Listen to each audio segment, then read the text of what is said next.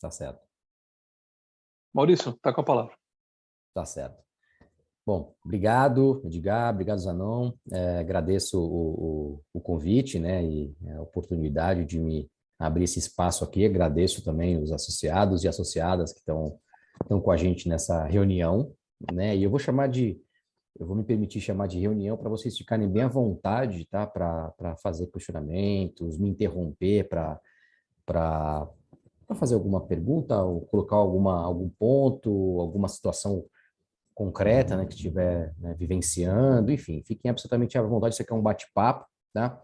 E eu, como estou projetando aqui um PowerPoint, eu só consigo ver, né, para uma pessoa, no caso eu estou vendo o Edgar só, né? Então eu não consigo ver os demais, então se vocês quiserem falar alguma coisa, podem, aliás eu peço que me interrompam, porque eu não consigo ver nenhum sinal e não consigo também ver aquela mãozinha levantada, né? Aí talvez o Edgar também se vê, quiser, enfim, aí como vocês preferirem, mas fiquem à vontade, tá? Para no meio aí da conversa, porque é uma conversa, me interromper para a gente, enfim, debater algum ponto. Maurício, Tá? vamos facilitar, vamos fazer o seguinte, quem tiver perguntas, Tá. coloca no chat. Então, mas eu não consigo ler o chat, hein? Então, Não, Fica mas a gente tranquilo. pega, tá. Fica tranquilo a que eu gente vou Tudo bem. administra monitorando. para Tá você, bom. que assim você pode Perfeito. pegar uma linha de raciocínio e desenvolver até o final. Perfeito, Aí o perfeito. pessoal Não, vai tá ótimo. mandando as perguntas, depois o Edgar administra para você daí as perguntas. Fique à Tá vontade. legal. Perfeito. Perfeito. Muito obrigado. Tá ótimo. Então, assim funciona bem. Legal. Bom, gente, como a gente estava conversando ali no nosso cafezinho virtual, né, antes de começar aqui a gravação, esse eu acho que é o tema do momento, né? Tema tributário do momento, né? É o ICMS de FAO. A gente está vendo aí todos os dias as coisas acontecerem, né? Tanto eventos, notícias, posicionamentos de estados, né? Os estados têm se pronunciado com relação a esse assunto e tá todo mundo realmente discutindo muito. Eu tô no meu tempo desde o dia primeiro, acho que não, mas desde o primeiro dia útil do ano, acho que o meu tempo tem sido quase que todo dedicado a esse assunto, tá? Então, realmente tá bastante palpitante, né, o tema. E a gente tem é um ponto que a gente discute muito, né? A gente estava também falando no cafezinho, né? As surpresas de final do ano, né? Que às vezes nós temos lá na tributária, às vezes sai alguma coisa publicado ali nos últimos dias do ano, às vezes até no último dia, às vezes na edição extra do Diário Oficial do último dia, que às vezes nem sai no último dia, sai no comecinho do outro, mas enfim.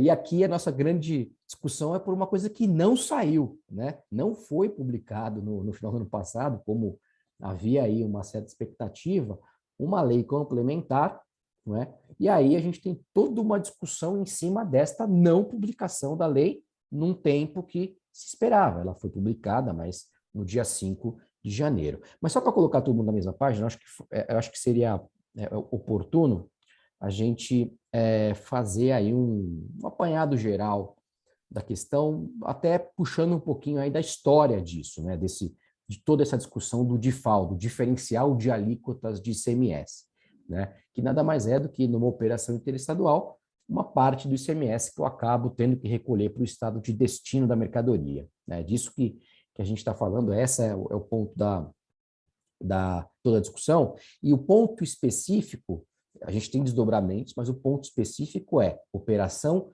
interestadual com consumidores finais das mercadorias ou dos serviços que não são contribuintes, tá? Veremos que tem discussões para os contribuintes também, mas o ponto principal de discordância, de discussão aqui é operação com não contribuinte. Então, típica venda online, por exemplo, ou uma venda remota, né? Eu estou aqui em São Paulo, vendo a mercadoria para alguém que está no Rio Grande do Sul, na Bahia, enfim, qualquer estado, né? Como é que se tributa pelo ICMS essa operação? Essa é a grande discussão, sendo que essa pessoa que adquire o produto na Bahia, no Rio Grande do Sul, enfim, no Amazonas, ele é um não contribuinte, né? Um consumidor final não contribuinte.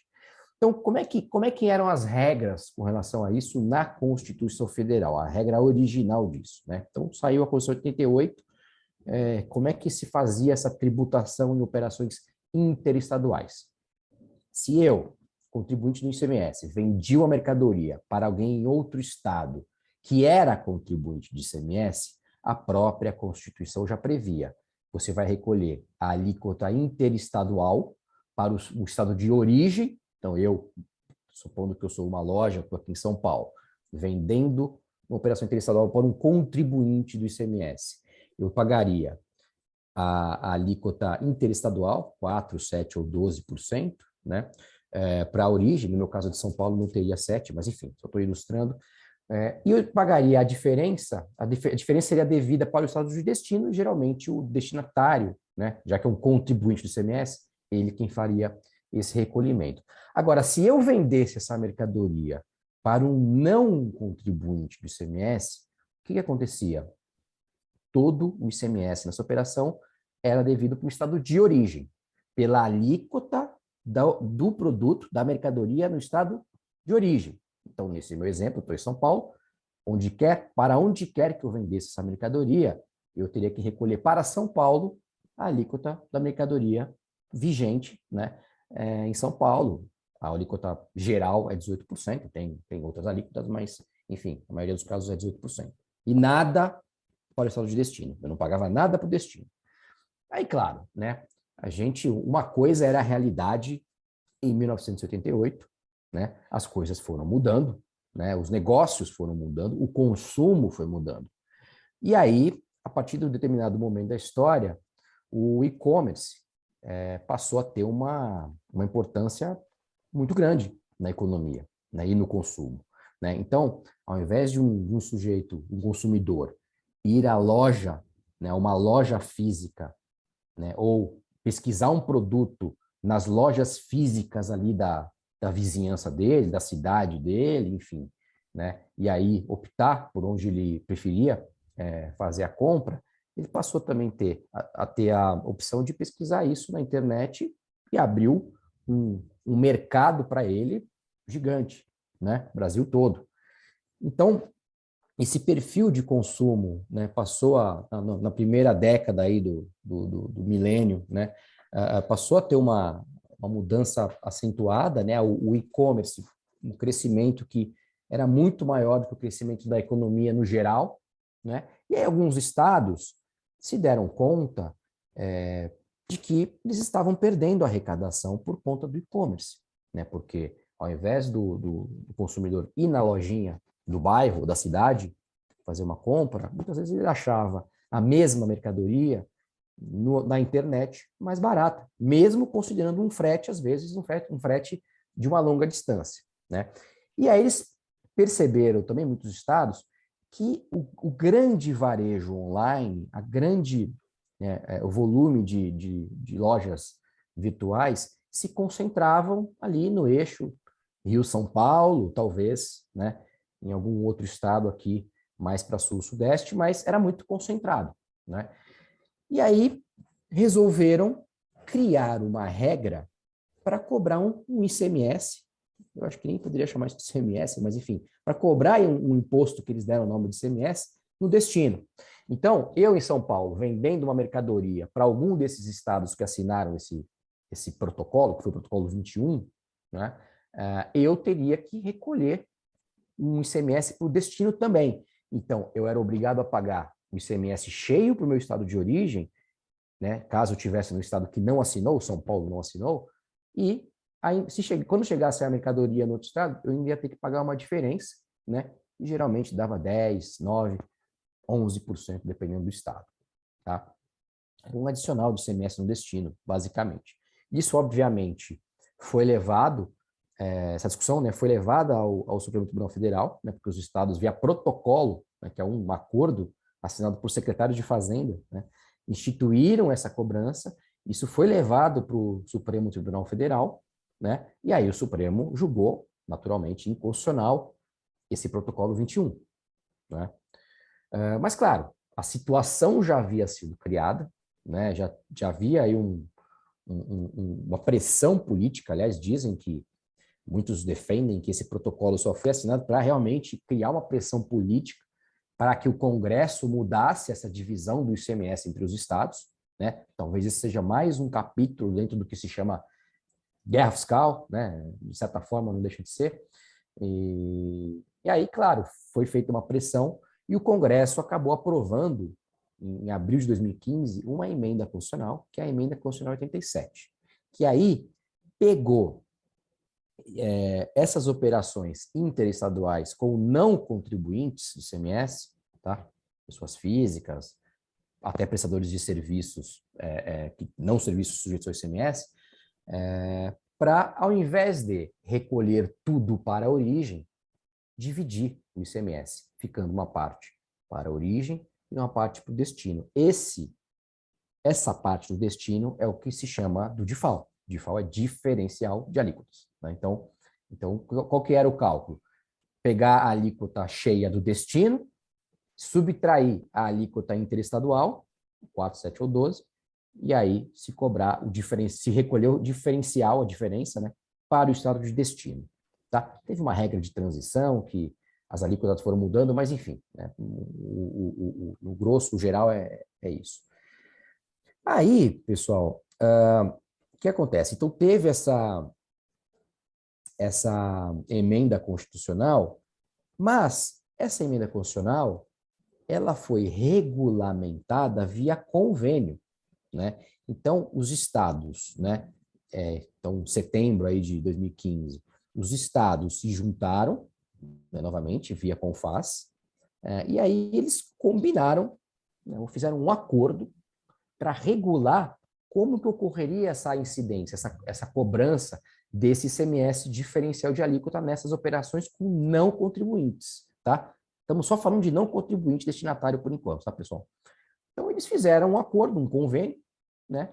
Então, estabeleceram ali as normas gerais para que esse imposto fosse cobrado, e aí passaram a cobrar o ICMS com base nesse convênio. Claro, as legislações internas depois também foram adaptadas.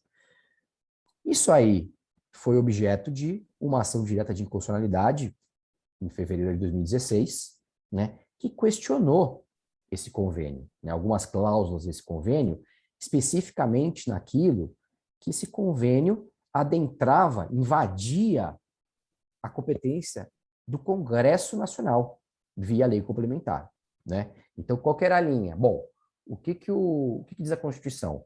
Que tem algumas matérias tributárias que, embora o ICMS seja um imposto estadual, né, quem é o titular do imposto, quem cobra, quem institui, quem cria a lei é o Estado, por ser um imposto estadual, algumas matérias, alguns temas são de reserva, né, de exclusividade, pelo menos no sentido de, né, quem que vai tratar uniformemente para todo o Brasil é matéria para lei complementar. Isso, a Constituição diz. Então, novos fatos geradores, a questão de quem é um sujeito passivo, quem paga para quem, o momento da incidência, o local da incidência, enfim, tem várias normas gerais e que trazem aí o desenho geral do imposto, que é só a lei complementar que pode tratar, né? Então, entraram com essa ação direta de inconstitucionalidade, né, isso em 2016, né, como os senhores e as senhoras sabem, né, o Supremo às vezes demora um pouquinho para julgar.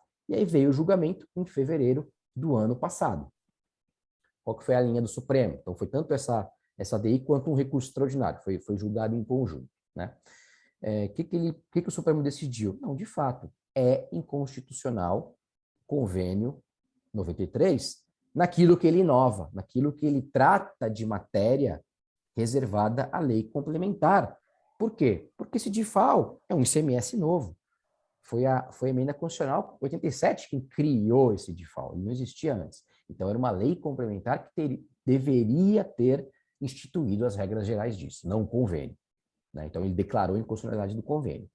Agora, como tem sido a praxe no Supremo Tribunal Federal, essa decisão ela não valeu, ela não foi aplicada imediatamente, né? Ela não surtiu efeitos imediatos, né? Aplicou-se algo chamado modulação de efeitos da decisão, né? O Supremo Tribunal Federal ele tem essa faculdade, isso é super discutível, tá, gente?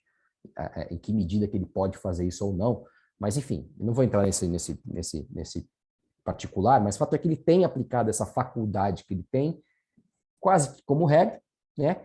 E aí, nesse caso, geralmente o que ele diz, né, o Supremo, quando ele modula efeitos de decisões? Olha, essa decisão vale do momento do julgamento para frente, então, essa cobrança não pode mais acontecer a partir do momento do julgamento, e para trás, ela só vale, essa inconstitucionalidade, para quem já entrou com a ação. Então, vamos lá, você tem a sua ação discutindo esse tema, legal, você vai poder manter ou não o recolhimento, se você não recolheu porque tinha liminar, uma decisão, alguma coisa assim, ou, se você não fez isso e você pediu restituição, você vai poder restituir o passado. Né? Agora, para quem não entrou com a ação, não, vale dali para frente. Nesse caso, o Supremo aplicou uma modulação um pouco diferente. Ele modulou a partir do exercício financeiro seguinte à decisão. Então, ao invés de modular a partir de 24 de fevereiro, ele modulou a partir de 1º de janeiro. Então, é como se, na prática, o Supremo tivesse dito, olha, isso é inconstitucional, mas vai valer, isso que é inconstitucional, isso que está contra a Constituição no Convênio 93, vai valer, vai poder ser aplicado até 31 de dezembro de 2021. E aí, nesse meio tempo, Congresso Nacional, né, o recado, faça uma lei complementar. Né? Então, o Supremo pensou no cofre dos estados, na arrecadação dos estados, né, de um jeito, ele formatou a decisão de modo a, né, preservar quem tinha a ação discutindo, por um lado, e por outro, preservar os estados para não ter uma perda de arrecadação, né, enquanto o Congresso Nacional não fizesse a lei complementar. Muito bem, então isso foi o resultado do julgamento. E aí, o que aconteceu na prática, né, que é aquilo que eu já esbocei um pouco no começo aqui da minha fala. Bom, o julgamento foi em 24 de fevereiro, 15 de março, vejam, até com uma certa agilidade, né? O Congresso Nacional começou lá, foi apresentado, né, o projeto de lei complementar 32, que justamente trata dessa matéria. Né? Então, é a lei complementar que deveria ter sido publicada, né, criada logo que a emenda constitucional 87 criou esse DIFAL. Então, ela foi apresentada em 15 de março de 2021. Dia 13 de dezembro de 2021, os estados começaram a publicar sua lei, porque assim, 15 de março começou a tramitar, aí os estados, né, alguns estados começaram a agir, né, na dependência dessa lei complementar ser publicada ainda em 2021, né, para valer para 2022. 29 de dezembro saiu o convênio do ICMS criando um portal nacional do DIFAL, né, que vai trazer aí, que traz, né, já está as informações básicas sobre esse assunto, quanto a alíquota, estados e tal. Só que aí ficou-se aguardando, né, no nosso cafezinho eu falei, né, ficou-se aguardando a publicação dessa lei complementar. Ela foi aprovada pelo Congresso, acabei não colocando aí, me perdoe. Ela foi aprovada no Congresso e enviada à sanção do presidente dia 20 de dezembro. Então, ela entrou dia 15 de março, dia 20 de dezembro ela foi encaminhada para a Presidência da República para ter a sanção presidencial e aí a publicação. O rito é esse, né? O Congresso aprova, mas não é automática a aplicação. Precisa ir para o presidente da República para ele sancionar, né? Às vezes ele veta alguma coisa, mas enfim, ele vai para ele sancionar e aí com a sanção vai para o Diário Oficial. A partir do momento que vai para o Diário Oficial é que a lei está publicada. Isso não aconteceu em 2021. Isso foi acontecer no dia 5 de janeiro de 2022, que foi quando foi publicada a Lei Complementar 190.